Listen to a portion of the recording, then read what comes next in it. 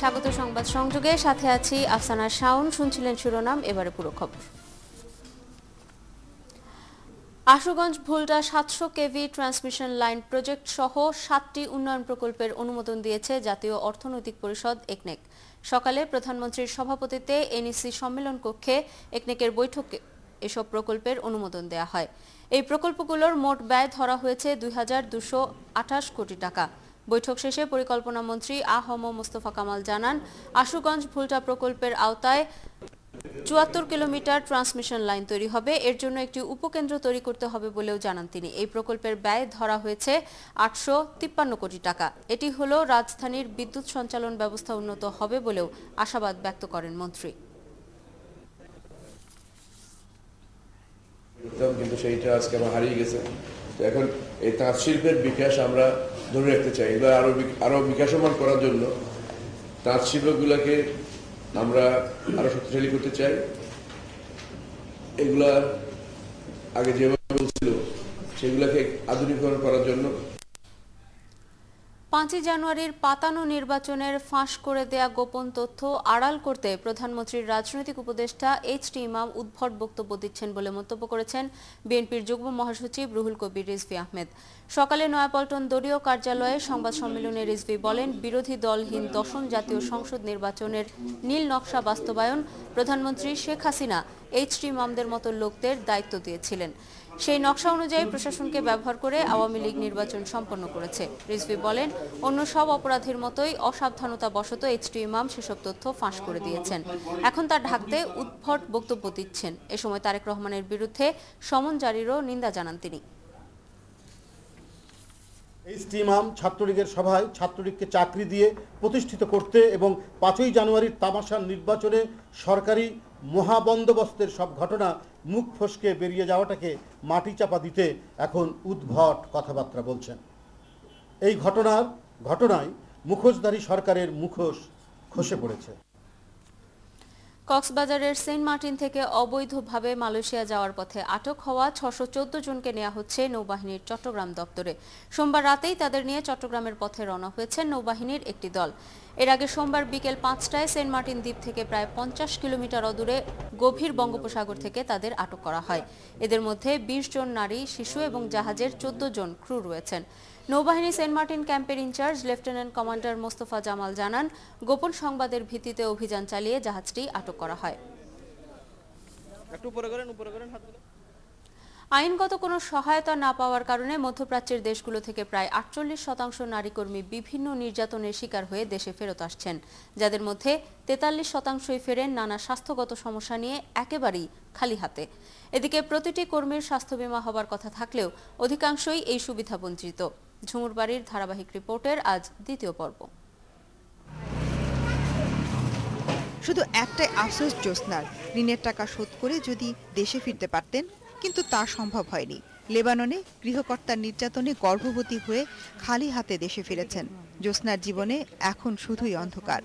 দালাল মনে করেন এই টাকা 70,000 নিল, নিয়ে আমারে পাঠাইলো, আটজন পাঠাইলো, টাকা দিয়ে বেচা কিনা করে। যেই কাজ দেয় এই কাজ না করলে মারে ধরে মারধর করে, খাওয়ান মান ঠিক মতন দেয় না, অনেক মারা জড়া করে। 2 বছর 7 মাস পরে বাংলাদেশ পাঠাইছি। এসে অনেকই মনে করেন অনেক বাচ্চা বাটা ছিল, এসে পরে আমি আইয়া 3-4 মাসের বাচ্চা বাটা এসে ফালাইছি। তারই পাশের পাড়ার লুৎফা, এক হাত বিকল আর মাথায় এখনো ক্ষতচিহ্ন। লেবাননে গৃহকর্মীর কাজ করলেও প্রতি মুহূর্তে বাধ্য করা হতো অবৈধ যৌন সম্পর্কের জন্য। প্রস্তাবে রাজি না হলেই শারীরিক নির্যাতন। পাকিস্তানিরা আসতো, সর্দার ওরা আসতো, তা আসার পরে এগুলোকে বসতো, তুই ওগুলোকে বস, ওগুলোকে কথা ক বা ড্রিঙ্ক কর, এরকম একটা করতো। তো যদি এমনি কথা তো বলতাম, যদি কিছু না করতাম তো এই বাড়িতেই না মারতো। রহিমা, খালেদা বা রাশেদার মতো হাজার হাজার নারী প্রতি বছর মনে অনেক স্বপ্ন, শারীরিক মানসিক সক্ষমতা আর আর্থিক সক্ষমতা নিয়ে পাড়ি জমান বিদেশে। স্বপ্ন থাকে নিজে একটু ভালোভাবে বাঁচার আর পরিবারের আর সবাইকে একটু ভালো রাখার, কিন্তু সেই স্বপ্নই ভঙ্গ হয় একদিন যখন ফেরেন খালি হাতে, মনে কিছু কষ্ট নিয়ে। মধ্যপ্রাচ্যে অচেনা ভাষা ও সংস্কৃতির মাঝে লুৎফা, জ্যোৎস্নার মতো অনেকেই নানা সমস্যার মুখোমুখি হন। 50%-এরও বেশি কর্মীর ঘরে বন্দী থাকেন বলে আইনগত সহায়তা চাইতে পারেন না কারো কাছেই। মিডল ইস্টের যতগুলো দেশ আছে তার মধ্যে শুধুমাত্র জর্ডানে মাইগ্রেন্ট ডোমেস্টিক ওয়ার্কাররা লেবার আইনের অন্তর্ভুক্ত। নেওয়ার পরই তার পাসপোর্ট বা অন্যান্য যে ডকুমেন্টগুলো তার কাছ থেকে নিয়ে নেওয়া হচ্ছে এবং তাকে মুভ করার কোনো সুযোগ নাই। অনেক সময় তাদেরকে বন্দি করে রাখা হচ্ছে, কনফাইনমেন্ট যেটাকে আমরা বলি। অবশ্যই ব্যতিক্রমও আছে। যশোরের কর্মী শাহানা এ নিয়ে তৃতীয়বার জর্ডান যাচ্ছেন। তার উপার্জনে উঠছে নতুন ঘর, পরিবারের সবার মুখে হাসি। আমি অনেক ভালো আছি। আমার মালিক মাসকাট চাকরি করে, ম্যাডাম বাড়িয়ে থাকে। আমি অনেক ভালো, কোনো মানে দুর্ঘটনা নেই, কোনো অবৈধ কথা কালাম নেই, বেশ ভালো। ভালো বলতে কি, আমাকে সবই যাত টাকা পয়সা, খাওয়া দাওয়া দিকতে, ধান চালি দিকতে সব ভালো। তার আর কিছু ভালো হবে ও দুর্ঘটনা বলে ও সব বাজে কথা। শত বাধার মাঝেও 2013-তে এই গৃহকর্মীরাই দেশে পাঠিয়েছেন $11.28 লাখ, যা হাসি ফুটিয়েছে লাখো স্বজনের মুখে। ঝুমুর বাড়ি, 71, ঢাকা। রাজশাহী বিশ্ববিদ্যালয়ের অধ্যাপক শফিউল ইসলাম হত্যায় আটক 34 জনের মধ্যে 14 জনকে জেল হাজতে পাঠিয়েছে আদালত। আজ জিজ্ঞাসার জন্য তাদের রিমান্ড চাওয়া হবে। এদিকে সহকর্মীকে হত্যার প্রতিবাদে চলছে শিক্ষকদের ক্লাস ও পরীক্ষা বর্জন কর্মসূচি। রাশিদুল হক রুশোর রিপোর্টে বিস্তারিত। অধ্যাপক শফিউল ইসলাম হত্যার দুদিন পরেও কারা এর সাথে জড়িত সে ব্যাপারে নিশ্চিত কোনো তথ্য না পাওয়ায় এখনও ক্ষুব্ধ বিশ্ববিদ্যালয়ের শিক্ষক শিক্ষার্থী ও নগরবাসী। তাই দুদিন পর সোমবার বেলা 12টার দিকে মামলার তদন্তের অগ্রগতি নিয়ে সাংবাদিকদের সাথে কথা বলেন রাজশাহী মহানগর police commissioner barrister Mahbubur Rahman. এর কিছুক্ষণ পরেই জানা যায় মাহবুবুর রহমানকে বদলি করা হয়েছে। চারটা অপশন নিয়ে আমরা কাজ করছিলাম, চারটা অপশন নিয়ে আমরা আগাতে গিয়ে আমরা বেশ কিছু আমরা অগ্রগতি করেছিও।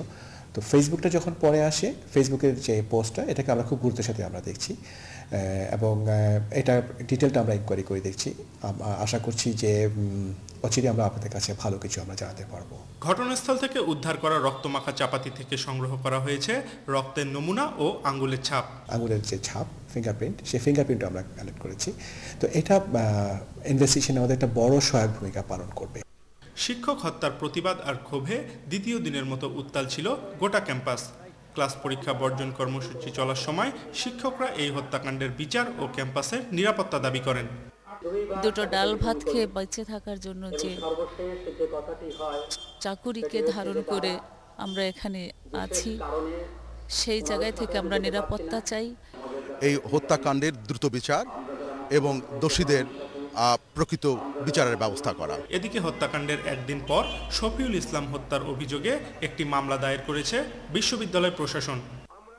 প্রাইম মিনিস্টারের সাথে আমার যোগাযোগ হয়েছে। প্রাইম মিনিস্টার নিজেও এটা তদন্তের জন্য দ্রুত এর জন্য নির্দেশ দিয়েছেন। হত্যাকাণ্ডের দুদিনের মাথায় বদলি হবার পর কোনো প্রতিক্রিয়া জানাননি মহানগর পুলিশ কমিশনার। বিজ্ঞপ্তিতেই বলা হয়েছে তার জায়গায় যোগ দেবার কথা ঢাকা মেট্রোপলিটন পুলিশের অতিরিক্ত কমিশনার মোহাম্মদ শামসুদ্দিনের। রাশিদুল হক রুশো, 71, রাজশাহী। চলছে সংবাদ সংযোগ, ফিরছে আরো খবর নিয়ে 71-এর সাথেই থাকুন।